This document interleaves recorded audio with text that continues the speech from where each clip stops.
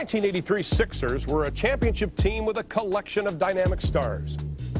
They featured the flair of Julius Erving, the power of Moses Malone, and the explosiveness of Toney.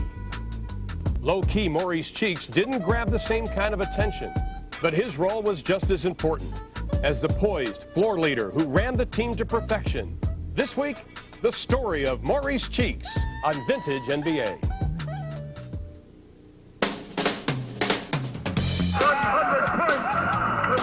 2 seconds, 1 second, West throws it up, he makes it. Now there's a steal by Bird, underneath the DJ, lays it in. Oh, spectacular move by Michael Jordan. Yes, basketball has changed. It's always been a great game, but now it has a new spirit. He dunks like Dr. J. He might be the new Iceman. The modern day Wilt Chamberlain. He looked like Magic Johnson. The future has arrived. You are watching what greatness is all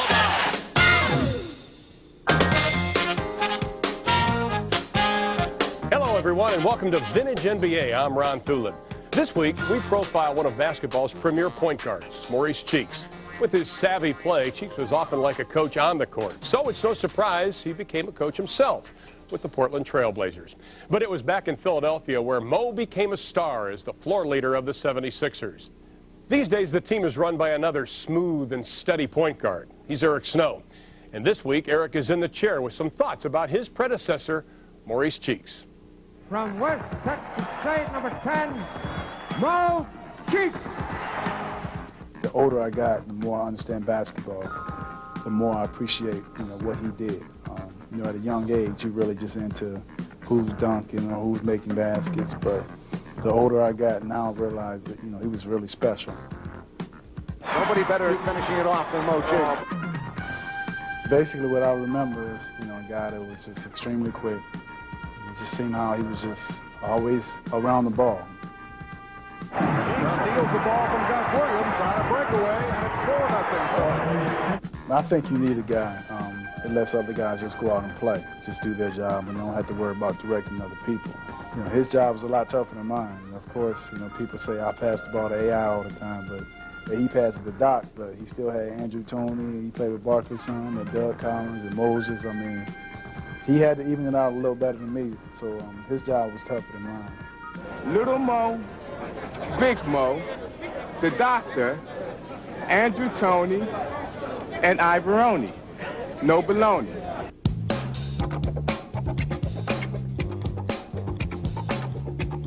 He don't miss too many open jump shots. He used to try to, he tell me all the time that my career was like his. As far as when he first came in the league, he had to get better and better at shooting because people would, dare him to shoot. And, even to this day, we had shootouts and, certain spots on the court he rarely missed. So if I can get like that, then I think it'll help me out a great deal.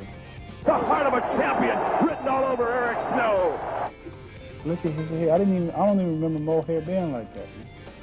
That can't be it. That's not real, is it? Is it? Oh, I'm gonna tease him big time. Because he always talking about how his hair is just curly and stuff like that. We didn't know he had a big afro. Flowing locks. He's got style to it. He sure does. Just in your ear, telling you what to do, not really loud, but getting the job done. That's how he is. He likes to come talk to you one-on-one, not show you up. Basically, just making sure you understand the situations that come, whatever he's trying to explain. Congratulate the world champion Philadelphia 76ers. Mo Cheeks goes the distance, slam dunk. The game is over. His experience in winning the championship and knowing what it took to get there was exceptional for us. Because each game is a grind. You have your ups and your downs when you lose a game. When you win a game, he kind of knew how to keep you even keel, make sure that you understood the situation that came about. Maurice Cheeks, standing ovation for Cheeks. I think it's proven what type of player he was by the love that he gets in the city, the love he gets around the league, and the fact that his jersey retired. Whenever you can have those different things, and you're well-liked even to this day, you were special and you done things special. Eric began his career in Seattle, where he learned about playing point guard from one of the best, Gary Payton. After being traded to Philly, he continued his education under Maurice Cheeks, who spent 7 years as a Sixers assistant coach. Besides guiding Eric, he was also a mentor for another young Sixers guard named Allen Iverson. We'll take a closer look at the career of Maurice Cheeks when we come back. Great pass, Cheeks. Once we got Maurice Cheeks, that was an absolute freedom, for me, because he looked to pass first rather than shoot first. Here's a 2-on-2 break. Cheeks, Julius, and Cheeks created it all. Billy Cunningham was an assistant, and Jack McMahon had seen this kid, Maurice Cheeks. We were watching a game in Houston. He was in an all-star game. All of a sudden, the phone rings, and Billy says, "Do you see what I see?" We then could arrange a tryout, 24 players, but no one knew the real reason we were there was to evaluate Maurice Cheeks. We came back and said, we're going to take this guy late in the first or the second round, and got the point guard that became, basically a Hall of Fame player. It's not often that a rookie is handed the job of starting NBA point guard, especially an unheralded second-round pick like Maurice Cheeks. But in 1978, Sixers coach Billy Cunningham put the poised rookie in charge of his team and never regretted it. Throughout his career, Cheeks brought hard work, defense, and leadership to the Sixers. So this season, when the Trailblazers needed someone to point their team in the right direction, it's little wonder they turned to Mo Cheeks. In recent years, the Portland Trailblazers have been a talent-laden team, but one that lacked chemistry and cohesiveness. In 2001, the Blazers hired Maurice Cheeks as head coach, hoping he could bring some of the qualities they've been missing. I am trying to put more of a team aspect on the team because I believe you win basketball games that way. The 76ers of the late 70s were much like the Blazers of today, a star-studded team that seemed to have trouble meshing as a unit. I would say more than half of that team wanted to be the star or thought that they were the star. The egos were scary, and you can't win that way. After a disappointing loss in the 1977 finals, the Sixers began searching for a floor leader who could bring the team together. It would lead them to West Texas State University, which had embarked on a search of its own several years earlier. My assistant watched a lot of Chicago public high school games, and one of the top players was a guy by the name of William Dice. We asked him to visit, but he would not visit, or said he wouldn't, unless he brought along his friend, which we didn't know anything about. His friend happened to be Maurice. Cheeks blossomed at West Texas State, earning all-conference honors 3 years in a row. After being selected by Philadelphia in the second round of the '78 draft, many wondered how his quiet demeanor would fit in with the team's boisterous personalities. I remember Maurice Cheeks first came into the league. Matter of fact, I let him stay at my house a few times. Maurice Cheeks had an afro so big you couldn't get it all in the picture. And Henry Pippen used to tease him all the time because he didn't have a jump shot.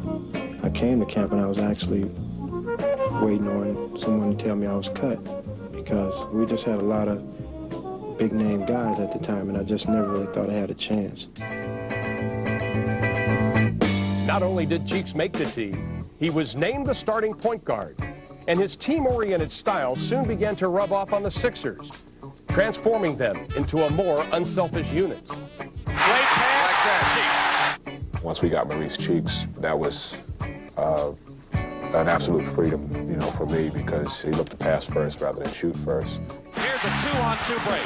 Cheeks, Julius, and Cheeks created it all.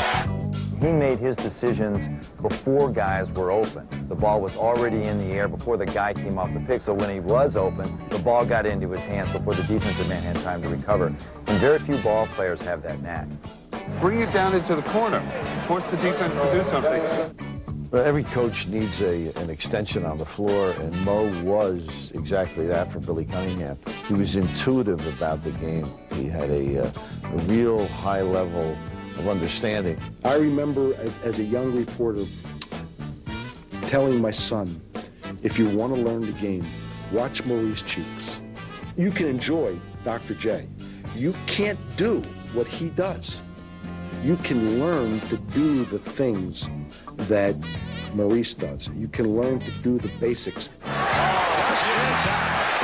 What a beautiful pass by Mo Cheeks. With Cheeks in charge, the Sixers returned to the NBA Finals 3 times in 4 years in the early 80s. And in 1983, they steamrolled through the playoffs with a 12-1 record, culminating with their crowning achievement, a 4-game sweep of the Lakers. The Philadelphia 76ers, Maurice Cheeks, quiet note, they're going to be the world champions, folks. We had a great team. I mean, Moses, Doc, Andrew, Toney, Bobby Jones. We had a great nucleus for winning that championship.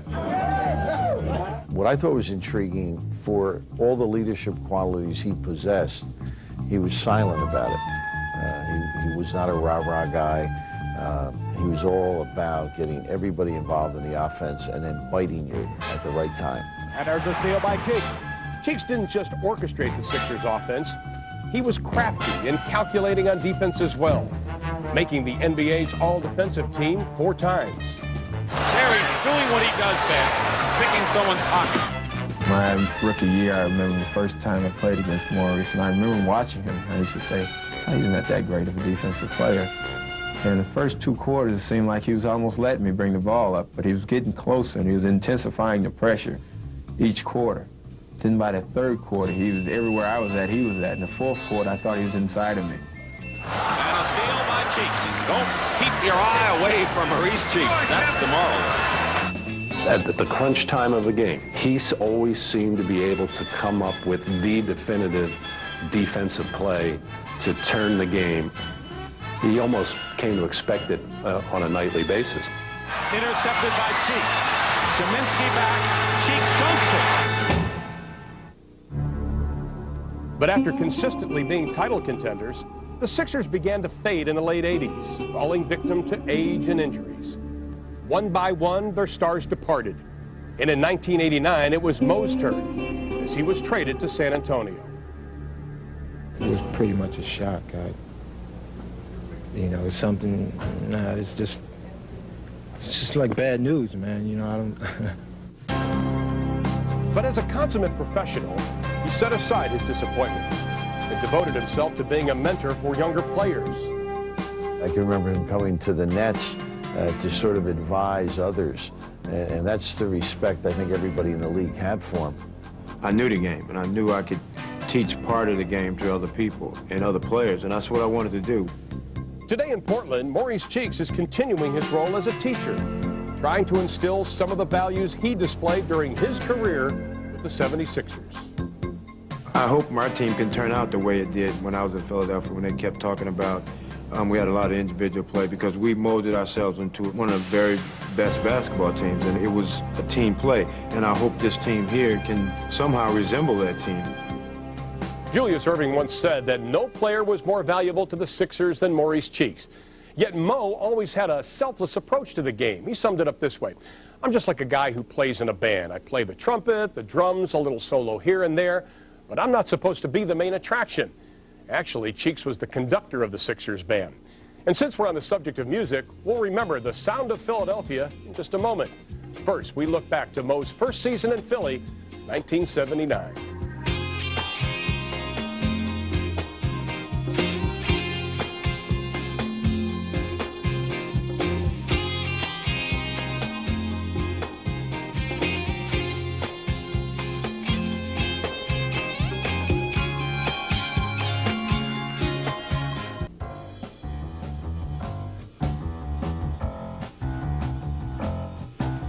You know, it was back in the spring of 1978 that the Sixers drafted a little-known college player named Maurice Cheeks. And as I checked the net for 1978, it says the #1 song that spring was, I gotta do it, folks, Night Fever by the Bee Gees.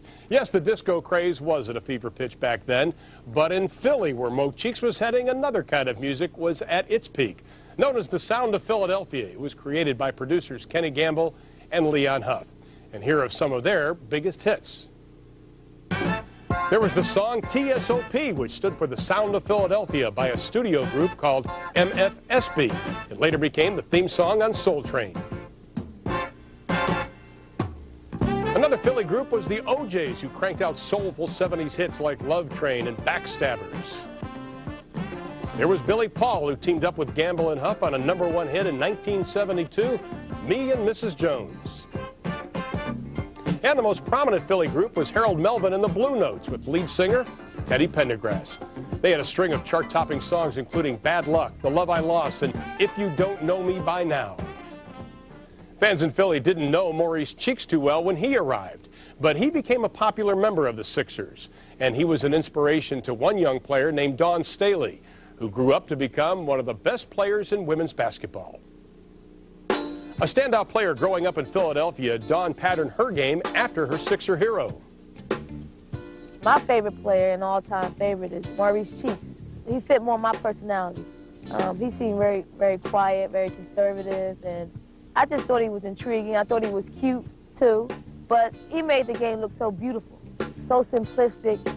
He's the consummate point guard. Dawn plays the same position, but with a split personality. Her slick passes bring her attention, but her strong fundamentals help deliver those passes to the right places. Her style of play is that of a point guard. She looks to run the team, to get the ball to the open people, but she has a little more flair to her game than I did when I played. I like the more conservative, the more simplistic style of play, yet my instincts take over and they make me do other things with the basketball. And just as she's always done in the past, Dawn still follows the example of Cheeks when she's trying to correct some of the flaws in her game. I heard a story that Maurice Cheeks wore a rubber band, and every time he turned the ball over, he would snap himself. And I thought that was a great thing to add to my game, because turnovers is something that, you know, is probably my nemesis. Like Cheeks and the Sixers, Dawn hopes to blend her talents with the Charlotte Sting to achieve her ultimate goal. I guess just growing up in Philly and it being a blue-collar city, you know, we get down and dirty and get the job done. So the only thing I want to do on a basketball court is win. Dawn did plenty of winning last season when she helped lead the Sting to the WNBA Championship Series. Now the rest of the year, she's busy with her other job as head coach of the Temple women's team back in her hometown of Philadelphia. Coming up, we'll have more on Dawn's idol, Mo Cheeks, as he leads the Sixers in the 1986 playoffs against the Bucks.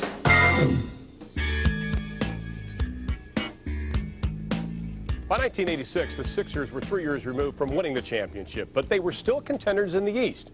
Philly reached the conference semifinals against the Bucks, though they entered the series shorthanded. Andrew Toney had missed the entire season with a foot injury. Moses Malone was also sidelined, and Mo Cheeks was listed as questionable. The Sixers fell behind early in Game 1. And we pick up the action with Sixers announcers John Nash and Doug Collins in this week's Airwave Archive. 73-57, 9:42 remaining. The Milwaukee Bucks have a 16-point lead. And the Sixers have to begin to fight back. It's going to be an uphill battle as Julius looks inside, wide open, Maurice Cheeks. Good look by Doc, and Cheeks eludes his man. Great set play there by the Sixers out of a timeout. That's when you call a timeout, you like for it to be that productive. Well, that's the rule of good coaching, Doug, as you know from both the college level and the pro level. You want to score on inbound plays. Here's Randy Brewer scoring in the lane with a hook shot. And that's a shot that I don't know that Randy Brewer would attempt too frequently if Moses Malone were out there. Well, you know he would be banged around if he took it. And Bobby cutting, and we've got a whistle. A push, says Eddie Rush. You know, John, Milwaukee's one of the few teams in this league can get away with so much switching on defense. Anytime you come off a screen, they'll switch most everything because they have such versatile players. They don't get caught in a lot of mismatches. Most teams would really pay dearly by doing all the switching. That time Hodges switching off on Bobby Jones, but he committed the foul before anything could happen. That's a good point, though, Doug. They are athletes, and many of them are in that 6'4" to 6'7" range. Here's Bobby Jones again. I thought there was contact. No whistle. And Charles Barkley, offensive tip dunk. Boy, that's a man. With the left hand. 8:38 to play here in the third quarter. This is Fields on Julius. Looking for Cummings. He's got him. That's a skilled move by Terry Cummings over Bobby Jones. Tough shot. Oh, when you make that kind of shot, it's going to be a long night defensively. Here's Cheeks. Sliding to the basket, firing it up there. Charles Barkley, the offensive rebound again. It won't fall.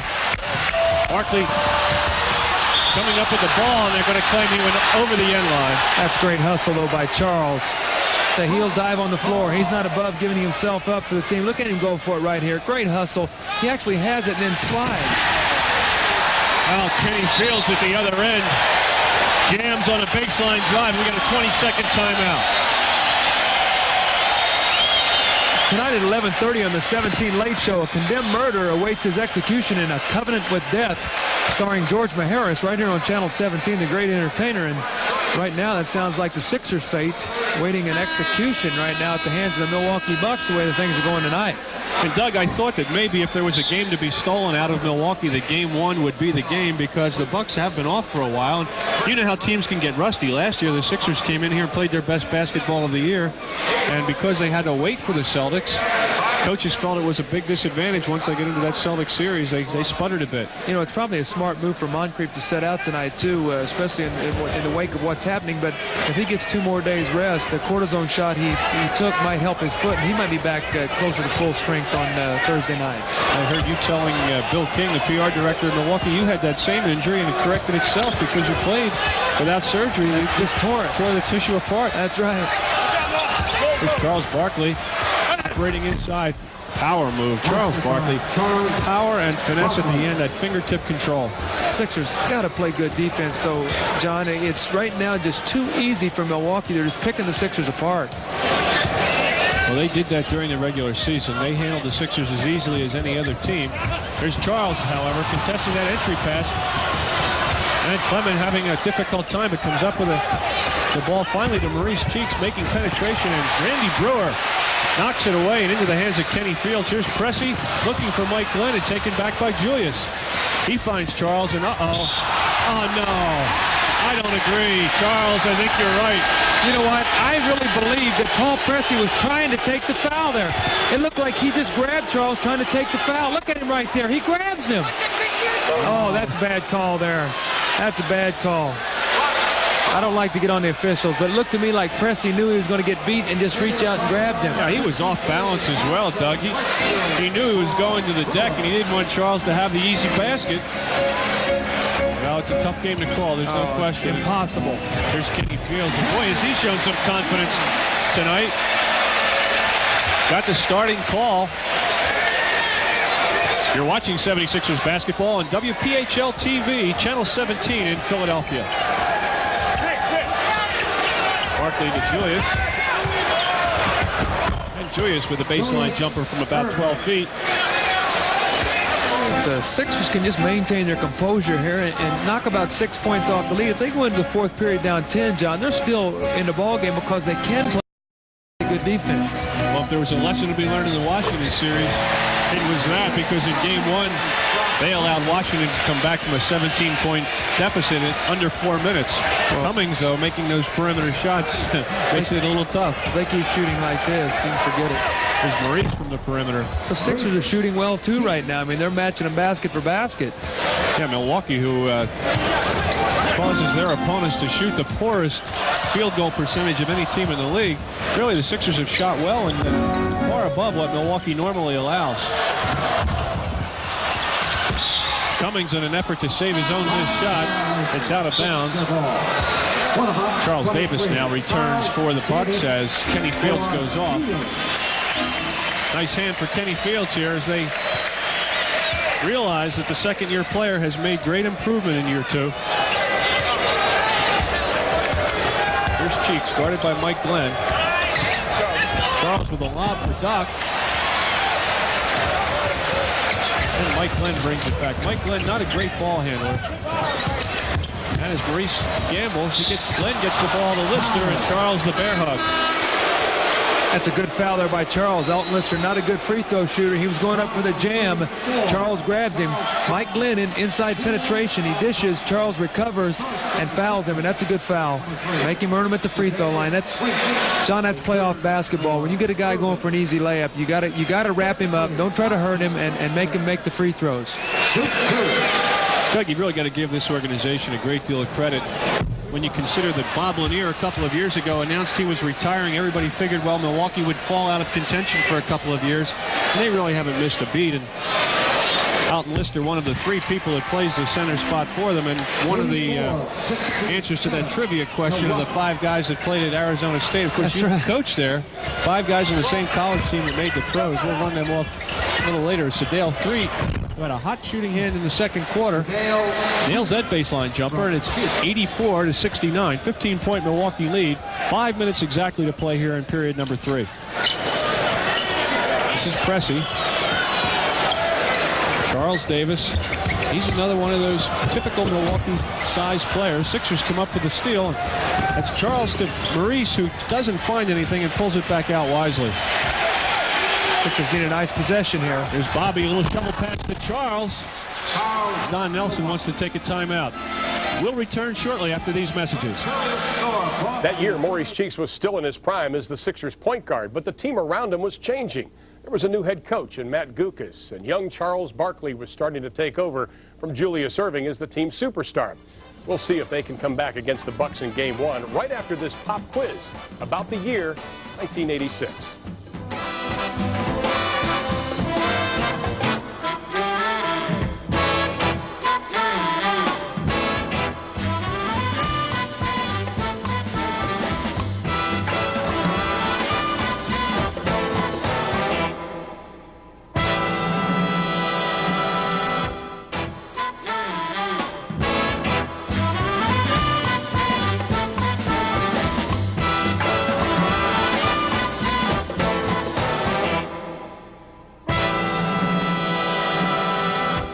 In the first round of the '86 playoffs, the Sixers had to go a full 5 games before beating Washington, while the Bucks had an easy 3-game sweep against the Nets. So Milwaukee was fresh for the next round, and they looked it, taking an 18-point lead in Game 1. The Sixers are trying to come back as we return to the action in the third quarter. John Nash and Doug Collins at the Mecca in Milwaukee, where the Bucks lead 84-71. We've got 4:34 remaining in the third quarter. Doug, one thing about this team, talking about the retirement of Bob Lanier, they didn't get old. Mike Glenn, who's going to inbound the ball, the oldest player on the team, just 30 years of age. We've got a nice nucleus for the next 5 or 6 years here in Milwaukee. Well, I think that's the key with the franchise. You don't let that happen. This is Mike Glenn, the stinger, and Charles Barkley, the block. Uh-oh, Charles down the middle.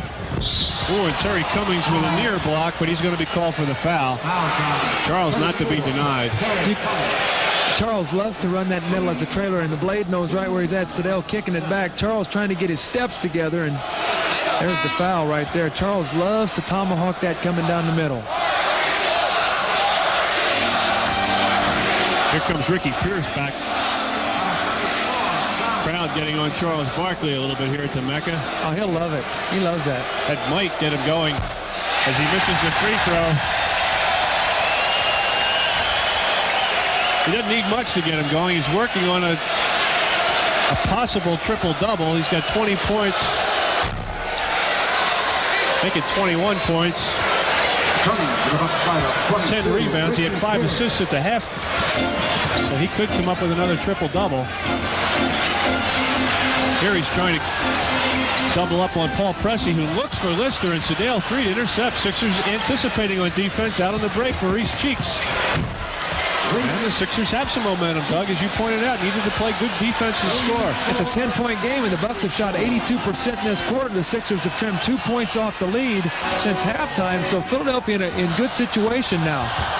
Here's Ricky Pierce trying to dodge away from Bobby Jones, who gave good weak side help that time. Matty Gugas wanting to push the ball up the floor, try to get some stuff going in transition. Boy, Cheeks is feeling it right now. Boy, Maurice is just working with some radar out there. That's 20 for Mo. Want to try to trap here, see if they can force another turnover. Got a double team. Oh, and Pressey loses control. Sedale picks it up, finds Bobby Jones. This should be 2. Whoa. No whistle. Maurice Cheeks inside, and he gets a whistle from Lee Jones. Bobby talking now. He should have maybe had a breakaway, he says. Sixers have shown trap twice now, and they've forced 2 turnovers. Here comes Bobby. I thought he got a little knee there in on Pressey and tripped him, but no call. Here comes Sedale. He picks it up and hits Bobby. Bobby does not get the dunk. Maurice on the follow-up gets fouled, but the 76ers have a chance to pull within 8 points right now. There's the foul against Maurice Cheeks. There's a lot of time remaining, Doug. 3:07 here in the third quarter. Boy, they can't miss the free throws, though. Charles has missed and Maurice has missed. They've not shot well from the line tonight, and that has hurt them in previous games here in the playoffs. It's a 9-point lead, however, 86-77. Just over 3 minutes to play in the third quarter. Sixers can really force defensively, too. They've only committed 1 foul, so they're not close to being in the penalty yet. Oh, almost a steal. What happened is Maurice anticipated a Sixers steal, left Ricky Pierce, and he was wide open.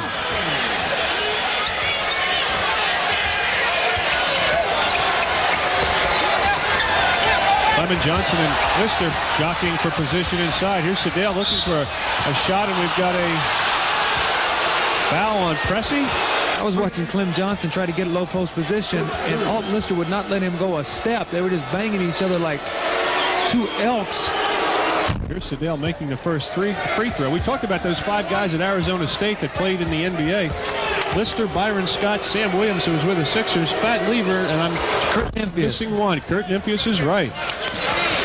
Unfortunately, they weren't there when I was there. That's why I was no longer coaching. You go 500 real quick and you're out. Sixers again with an interception. Here's Cheeks driving the lane. Oh, he just terrific body control inside. Maurice Cheeks was looking for somebody else and couldn't find anyone. Finally had to put it up himself. Well, you sense new life for the Sixers right now. They're having some fun out there. Here's Cummings with a fake on the jump shot. Looks inside for Pierce. We got a good block. Need a good shot down here. Sedale needs to get under control. Get a good shot. Coming off balance, and that wasn't the shot you wanted.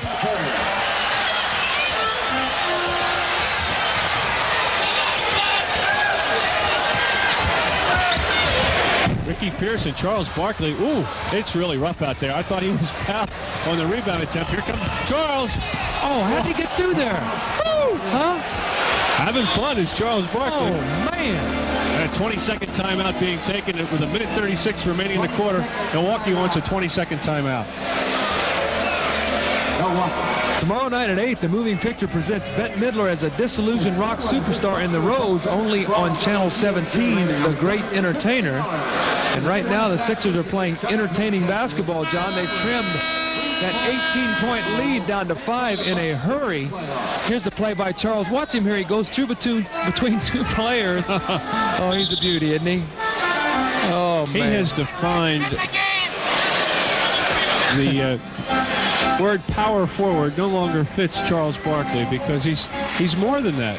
Okay. He's a beauty. He's a gem. There's not too many Charles Barkleys around. You're right about that. No one has ever played the game quite like Charles Barkley, able to do all of the things. You know, they talk about Elgin Baylor, and he was obviously a great one. Charles Barkley certainly capable of doing many of the things that Elgin did, and great rebounder. Elgin was a pretty good rebounder as well for his size. Sixers still under their trapping defense now, trying to go a little bit more head up. Here's Lister. That's a good foul. There was only 1 foul in the quarter. You give the foul, and even if it's a shooting foul and you go 2 shots, Alton Lister's a bad free throw shooter. So. Exactly. You don't mind sending him to the line. Randy Brewer wants to come on. It's a non-shooting foul, however. And Brewer's going to replace Lister at this point. Pressey in front of the 76ers bench will inbound momentarily as Eddie Rush prepares to give him the basketball. We've got a minute 18 remaining here in the third quarter. When we see the shooting stats of the quarter here from Milwaukee, you're going to be shocked that the Sixers have been able to be able to make up this advantage. Well, Charles Barkley came up with a basketball, unable to maintain his balance. He really got up high, though, to contest that shot by Kenny Fields. See if he gets banged here. It looks like he got banged by Brewer. I thought Brewer helped him a little bit. 3-point attempt. Home run for Pressey. And that stops the Sixers' momentum, or stalls it at any rate. 91-83, Milwaukee with the lead. We're under a minute now to play here in the third period. Clem Johnson with 7 seconds on the shot clock. Wheels into the lane, makes it, and gets fouled. Not a real good foul, Doug. You don't want to foul a center. A guard, you don't want your guard fouling a center that close to the basket. Well, if you're going to foul him, you don't let him make the shot. Sixers respond now with a three-pointer of their own, so it sort of negates that three-point shot by Pressey. Here's Hodges, guarded by Cheeks. 38 seconds to play in the quarter. Inside the three-point line, Hodges no good, and Charles Barkley the rebound. This is Sedale on his way to the bucket, and he's fouled. Is that the 5th on Hodges? Hodges commits his 5th personal foul. He is their best three-point shooter, so he goes off as Mike Glenn comes back, and we probably will not see Craig Hodges until the latter stages of the 4th quarter. I'd say now the significance of Moncrief being out really comes to the front, because that takes your depth away in the backcourt, with Hodges being sidelined now with 5 fouls. It forces Mike Glenn into more meaningful minutes. Wouldn't Glenn be more susceptible to pressure, too, than Hodges? Absolutely. See, look how Maurice is making him use the clock up. Now when they come down, John, they don't have as much time to execute their play. You destroy the rhythm of their sets. And here is Maurice Cheeks glued to Mike Glenn as he's trying to gain position. Mike Glenn walked, I thought, but he got the shot up and in. That was great defense there. Maurice did everything he could do. Sixers have 3 seconds to get a shot. Maurice trying to desperation throw at the bucket, and we've completed 3 periods of play here at the Mecca. Milwaukee leads 93-88. So after battling back from an early 18-point deficit, the Sixers still trail by 5. Now, trying to come back on the road with a shorthanded team would not be an easy task, but the Sixers knew they could always count on Maurice Cheeks to hold the team together, as former NBA guard Kenny Smith remembers. I think Mo was always the person on the Sixers that when things wouldn't go correctly, Mo seemed to be the guy they always gave the ball to say, okay, get everybody in their spots. Make sure Doc gets the ball here, Charles gets the ball, Moses, whoever. He was that guy who was always, okay, let's bring it back.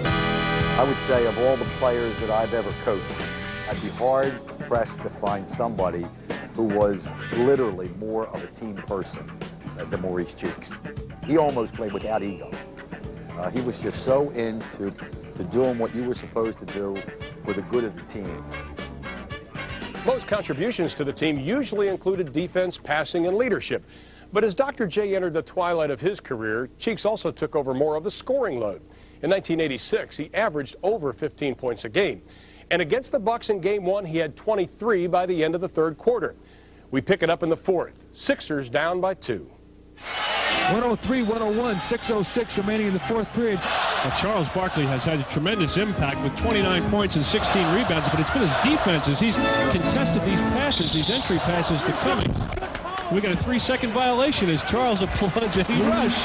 You know what's really frightening is you look at the stats tonight. Charles has 29 points, 16 rebounds. Wilt scored 100 points a game. It feels to me like Charles has scored almost every other time down the floor. He's only 71 shy of Wilt right now. That is frightening. Well, Wilt's accomplishments were awesome, no question. The game, as you know, has changed a great deal. Here's Catledge, and Charles fighting. Look at this as he tips the ball in the air. Ricky Pierce had inside possession. Don Nelson jumping up and down, wanted an over-the-back foul on Barkley, and Randy Brewer walks. Boy, you got your big man holding the ball in the back court. Got to come back and get that one, Pressy. Don Nelson's bordering on a technical here as he's got a lot of frustration inside. Had the big lead, and the Sixers have fought back, hold a 2-point advantage now as we approach the 5-minute mark in the ballgame. Here's Sedale coming off a screen, nothing there. Reverses, can't get away from Pressy. They'll look to post Charles if they can. Into the lane, Sedale over Brewer. Big shot, no good, and a big rebound by Terry Cummings. Well, Sedale forced that shot. He really didn't have it. And it's Pressy from the elbow. I want to tell you one thing. He's shooting the lights out of it tonight. He normally does not shoot the ball like that on the perimeter. And he's really filling it full right now. I sense the Sixers getting a little tired right now. I think Matty's really going to have to keep his eye on this and really use his timeouts judiciously here in the last couple minutes. It's a good point. As Don Nelson's players have played individually a lot less minutes than the 76ers, who are shorthanded. Here's Charles looking to operate on Cummings. Nothing there. Gets it to Sedale, who swings the ball to Maurice Cheeks. Unbelievable as the 24-second clock expires. John, you know how much energy it takes to come back from an 18-point deficit. Good point, Doug. And many teams expend their energy just making the deficit up and then fall short. Here's Barkley off the Randy Brewer miss. So if the Sixers win this game, I'm going to buy Charles all he can eat. You can tell him right now. That could be very expensive. It'd be worth it. Catledge, as he's contended from behind, Cummings trying to steal that pass. It would be worth it. I've enjoyed watching him play tonight. This is unbelievable. Fans in Philadelphia should go and get those playoff tickets tomorrow because big crowd turned out Sunday afternoon. There's Maurice again from the perimeter. What a ball game he has had. Unfortunately, that one doesn't connect. Maurice, who was questionable before the game, Pressey allows Sedale to go over him. And Charles, the rebound, finds Sedale on the break. Oh, and there's contact, and Sedale's going to get a pair. Matty wants a breakaway foul. I say no. Well, the breakaway foul would get them the basketball as well following the free throws. But Charles, who's that behind him? I couldn't see his number. I don't know. He has no right shoulder now, whoever it was. Charles put an elbow right in the middle of his chest. Big free throws, Doug, as you've mentioned all night long, and the Sixers really have not taken advantage of their free throw shooting. Let's do something right here. Let's chart in the last 3:42 here, the free throw shooting. The Sixers up by 2. Let's see what they shoot down the stretch, both teams. Give us a little idea what's going to happen. Well, I tend to agree with you that that's where the game will be decided, and Sedale unable to make either one. Sixers with a 2-point advantage, however. 3:35 remaining in the ball game.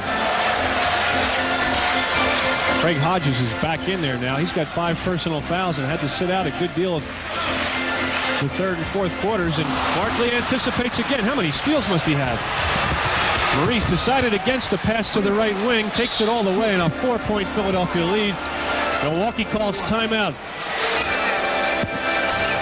The Sixers went on to win 118-112, and for Maurice Cheeks, it was one of his greatest performances. He finished with 27 points, 7 assists, 4 rebounds, and a steal. Mo averaged 21 points in the playoffs that season. That is a career high. And any time the Sixers were in a big game, they felt comfortable knowing the ball was in his hands. Up next, we'll look at some other guards who were calm under pressure.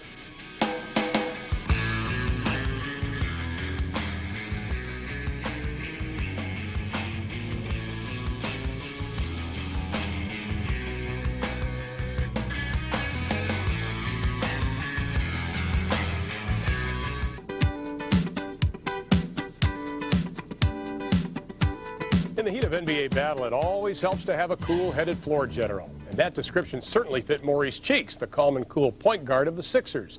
He steadily guided the team for 11 seasons. And in looking back through history, we found some other guards who always kept their composure. We begin with another 76er great, Guy Rogers. He played his college ball in Philly at Temple, then became one of the NBA's best playmakers. And many of his passes went to Wilt Chamberlain. Guy had 20 assists in Wilt's 100-point game. In the 70s, Phil Chenier always managed to look cool. In fact, his poker face demeanor prompted comparisons to Walt Clyde Frazier. They faced each other quite a bit, as Phil starred for the Bullets for a decade, including their 1978 championship team. JoJo White never seemed to get rattled on the floor as the leader of the Boston Celtics. One of the premier guards of the 70s, he ran the team with a steady hand and helped lead Boston back to glory with championships in 74 and 76.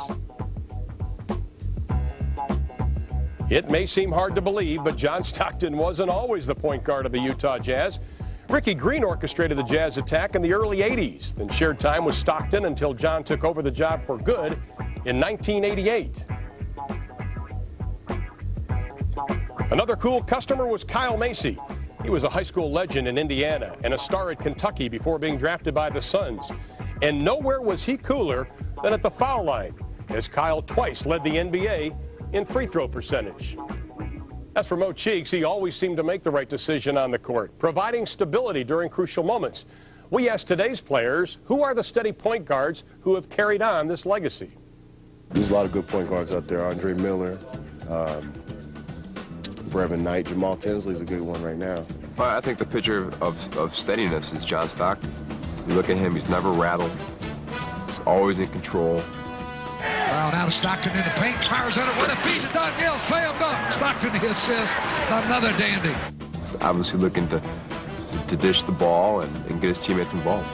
Well, I think Jason Kidd, of course. Look what he's done to New Jersey, and he's got those guys contagious of passing the ball. We played him last night. I mean, the guy's looking up the floor at all times. Here's Kidd with a bounce, finds Jefferson, and he sprints the jam on thick. You know, guys like that really look to get it done first with his other teammates, and then if his shot is there, he's going to take it next. As always, we welcome your comments. Just email us at nba.com in the TV program section. Recently, we asked you to choose which legend you'd like to see featured on our March 21st show. The results are in, and the winner is David Thompson. So thanks for your votes, and you'll get your wish next week when we profile the Skywalker on our Vintage NBA Viewer's Choice Show. In 1995, the Sixers retired the number 10 jersey of Maurice Cheeks. Today, Cheeks still ranks among the NBA's all-time leaders in both steals and assists. Mo's style was always quiet and understated. He let his play speak for itself, and it spoke volumes as he guided the Sixers to glory. That's it for Vintage NBA. I'm Ron Thulin. See you again next week. Mo, on behalf of the Philadelphia 76ers, Will B. Free, Gerald Henderson, Henry Bibby, and myself, we would like to present you with a replica of the jersey that's going to be hanging up in the rafters. Thanks for all the soft passes, and thanks for all the memories. Mo, on behalf of the Philadelphia Police Department, I'm here to present you with a warrant for your arrest. The warrant is for Mo Cheeks, and it's for having the most steals in the NBA. I'd also like to thank my teammates. Without them, I wouldn't be standing here tonight. Doc, you've been my example from day one. Your character goes unmeasured. And to you, the fans, I played 11 great years here in Philadelphia. I was born and raised in Chicago, but Philadelphia is my home. Thank you.